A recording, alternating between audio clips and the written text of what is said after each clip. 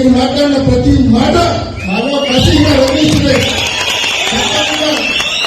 మీ మాటలు ప్రతి మాటకు జవాబు చెప్పే కార్యక్రమం తప్పకుండా జరుగుతుందనే విషయాన్ని కూడా నేను మనవి చేస్తున్నా. నోరుంది కదా అని చెప్పి నిన్న మాట్లాడినాడు క్రికెట్ ఎంత మాట్లాడలేదు మాట్లాడే వాడు వీడు లెవెల్లో మాట్లాడాడు.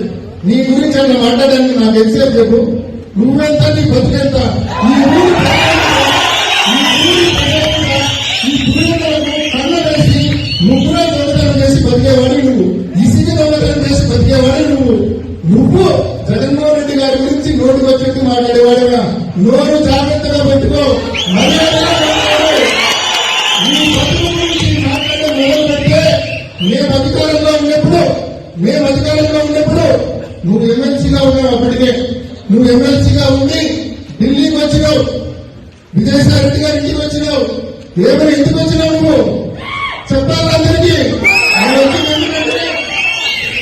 వచ్చింది ఎందుకంటే ఆయన ఎమ్మెల్సీ పదవిని నేను అమ్ముకోవడానికి సిద్ధంగా ఉన్నా, నాకు 12 కోట్ల రూపాయలు ఎవరైనా ఇవ్వండి, నేను ఎమ్మెల్సీ పదవిని అమ్ముకుంటానని చెప్పి ఢిల్లీకి వచ్చినాడు. జగన్మోహన్ రెడ్డి గారు అట్లాంటి పనులైంది వాళ్ళంతా మనం తీసుకోమని చెప్పి జగన్మోహన్ రెడ్డి గారు తిరస్కరించారు. అతను 12 కోట్లు పెట్టి ఎమ్మెల్సీ పదవి నేను రిజైన్ చేస్తున్నా, మీరు ఆమోదించుకొని మీరు కావాల్సిన తీసుకోండి, నేను అమ్మేసుకుంటాను ఆ పదవి.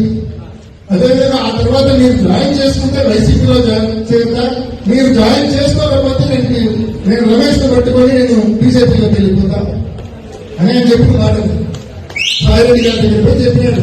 జగన్మోహన్ రెడ్డి గారు నో చెప్పినాడు. ఇది ఆయన బతుకు. పదవిని అమ్ముకునే దౌర్భాగ్యమైన బతకాలి.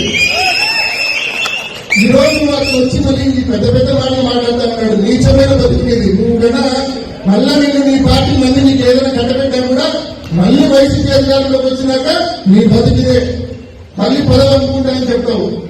ఈరోజు ఎమ్మెల్సీతో సుమారుగా 20 మందితో రాజీనామాలు చేయించారు మన పార్టీకి సంబంధించిన ఎమ్మెల్సీ. కానీ ఆయన చైర్మన్ మంచోడు అయ్యి వాళ్ళ రాజీనామాలు యాక్సెప్ట్ చేయాలి.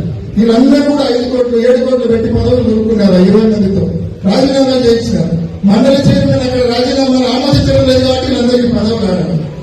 అంటే పదవి అమ్ముకునే పరిస్థితి నుంచి ఈ రోజు కోర్టు పెట్టి పదవి కొనుక్కునే పరిస్థితి వరకు నువ్వు వచ్చినావంటే పులివెందులకు ఏ స్థాయిలో కన్నం వేసినావని నువ్వు ప్రతి ఒక్కరు కూడా అర్థం చేసుకోవాల్సి వస్తుంది. చక్రాపేట మండలంలో ఇక్కడ ఉన్నారు. మీకు తెలుసు రోజు ఎన్ని ట్రిప్పులు 100 ట్రిప్పులు కనీసం చక్రాపేట నుంచి బెంగళూరు పోతాను. మీకు వెళ్ళాలని మేము 10 రోజులు చూస్తాను. సో ఎవరు చూడలేదని వీళ్ళు అనుకోరు. వేముల మండలంలో ఉన్నారు. ఏ లెవెల్లో ముగ్గురు ఈ వేముల మండలాల నుంచి ఏ రకంగా ప్రతిరోజు రాత్రిపూట ఆ టిఫిన్ వెరైటీస్ లో నియమితుల మెన్స్ లో రాత్రిపూట దిగి ఏ రకంగా దోపిడీ చేస్తున్నారో వేముల మండలం అంతా కూడా గమనిస్తా ఉన్నారు. సో ఎవరు చూడలేదని మీరు అనుకోవద్దు. ఆయన మాట్లాడాడు పెద్ద విశ్లేషకుడైనా.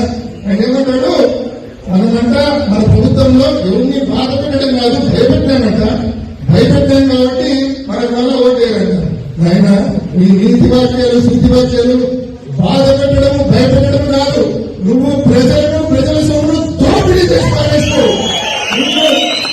నిన్ను నీ ప్రభుత్వాన్ని వదిలిపెట్టే సమస్య ఉండదని చెప్పి మనవి చేస్తూ తప్పకుండా ప్రజల చేత నీకు బుద్ధి చెప్పించే కార్యక్రమం కూడా తప్పకుండా ముందు రోజుల్లో జరుగుతుందని చెప్పి కూడా తప్పకుండా తెలియజేస్తూ ఇటువంటి వాళ్ళు మాట్లాడే మాటలకు దయచేసి కూడా ఎవరు కూడా నొప్పికి గురికాలతో ఆయన మాటలు చూసినప్పుడు, అదేవిధంగా వేముల మండలం నాయకులు మాట్లాడిన మాటలు చూసినప్పుడు నాకు కూడా కొంచెం నొప్పి తగిలింది.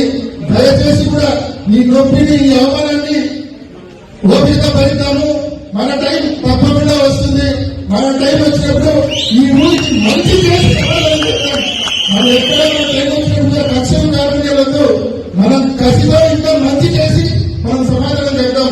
మన జవాబు మంచి పనులతోనే ఉండాలా, 10 మందిని ఆదుకునే విధంగానే ఉండాలా. సో మనం తప్పకుండా ఈ నొప్పి ఈ అవమానం ఈ భారం అంతా కూడా వెలుగులో పెట్టుకుందాం. తప్పకుండా పోరాడి వైఎస్ఆర్ కాంగ్రెస్ పార్టీని అధికారంలో తీసుకొద్దాం. తీసుకొచ్చి మళ్ళా పెద్ద ఎత్తున ఈ ఊరిని ఈ కార్యకర్తలను అభివృద్ధి చేసుకుని బలమైన సమాజంలో తెలుగుదేశం పార్టీ పెట్టాలని కూడా మీ అందరికీ